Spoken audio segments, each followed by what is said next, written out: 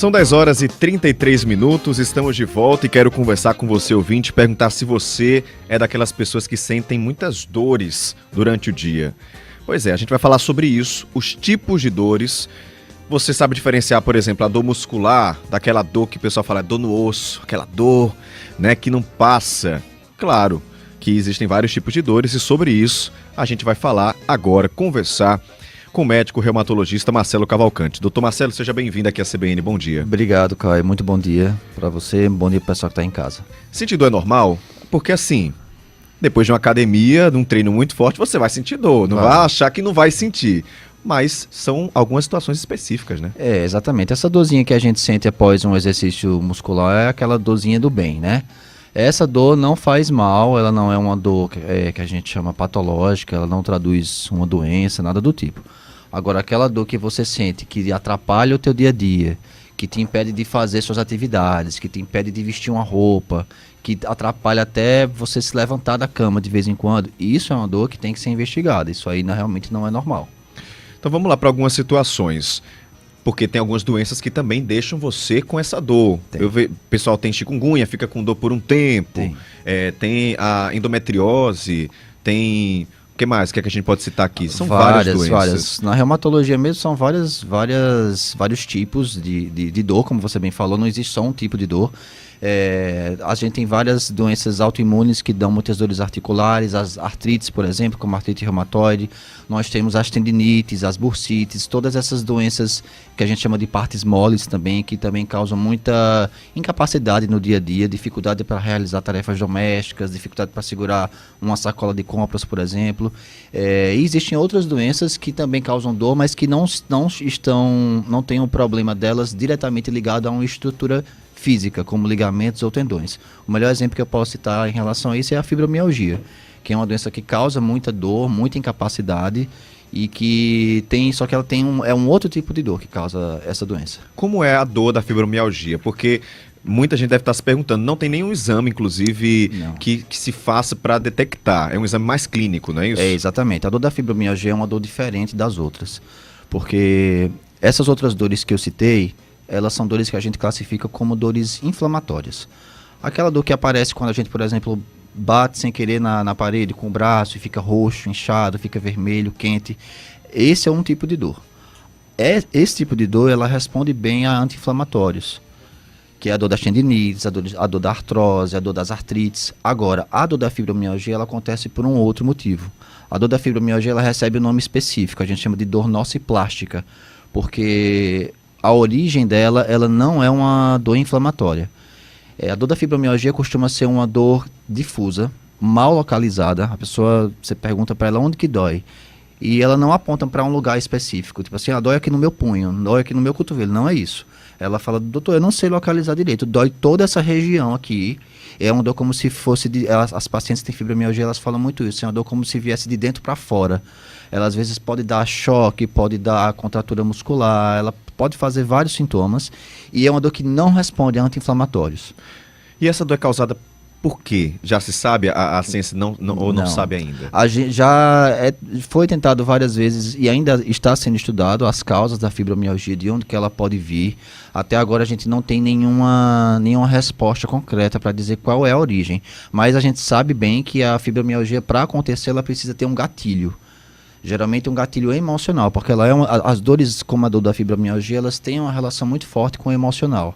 Então, às vezes, a gente escuta muito os pacientes falarem, eu estava bem, e aí meu pai faleceu, minha mãe adoeceu, me divorciei, fui demitida, alguma coisa que acontece na vida da pessoa que deflagra ou que volta a piorar as crises de dor. Geralmente as mulheres são mais acometidas pela fibromialgia, né? Mas homens também podem ser? Homens podem, é mais ou menos uma proporção de 9 mulheres para um homem, certo? Mas homens podem ter sim, mas é bem mais raro. Como é tratamento? Tem cura a fibromialgia? Cura não temos não, Caio, mas a gente tem algumas medidas que podem ser feitas para poder melhorar e trazer uma qualidade de vida boa para esses pacientes. A primeira forma de tratamento, que é a mais importante, é a atividade física. E isso é uma coisa que tem que ser muito bem enfatizada na consulta com os pacientes. As pessoas negligenciam muito, né? Negligenciam e às vezes a culpa é do próprio médico mesmo, porque às vezes a gente dá um remédio e quando o paciente está saindo da sala a gente fala, lembra de ir na academia, tá bom? E não é desse jeito. O exercício físico na fibromialgia é o melhor tratamento. Todos os estudos clínicos que já avaliaram fibromialgia, eles concordam que o exercício físico funciona. Só que tem algumas regras no exercício físico na fibromialgia. Por exemplo, a pessoa ela não pode chegar lá com muita sede ao pote. Já fazer um exercício como na época que ela fazia quando não tinha fibromialgia. Porque se ela fizer um exercício um pouquinho mais intenso, no dia seguinte ela pode ter uma piora da dor.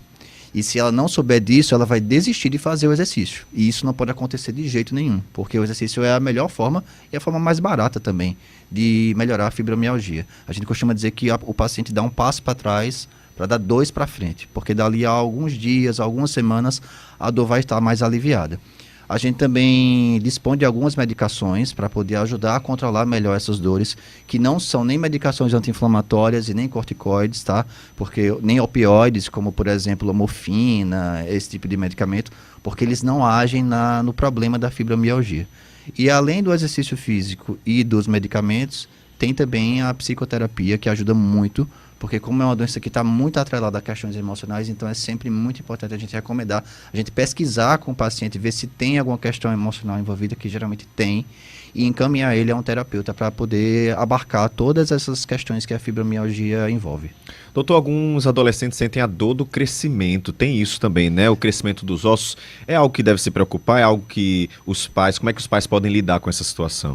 Geralmente a dor do crescimento é uma coisa que pode acontecer mesmo, geralmente é o pediatra que avalia melhor essa questão, mas é um fato, não diria nem doença, mas é uma ocorrência que pode realmente acontecer durante o crescimento dos jovens, mas não costuma ser nada maligno, não.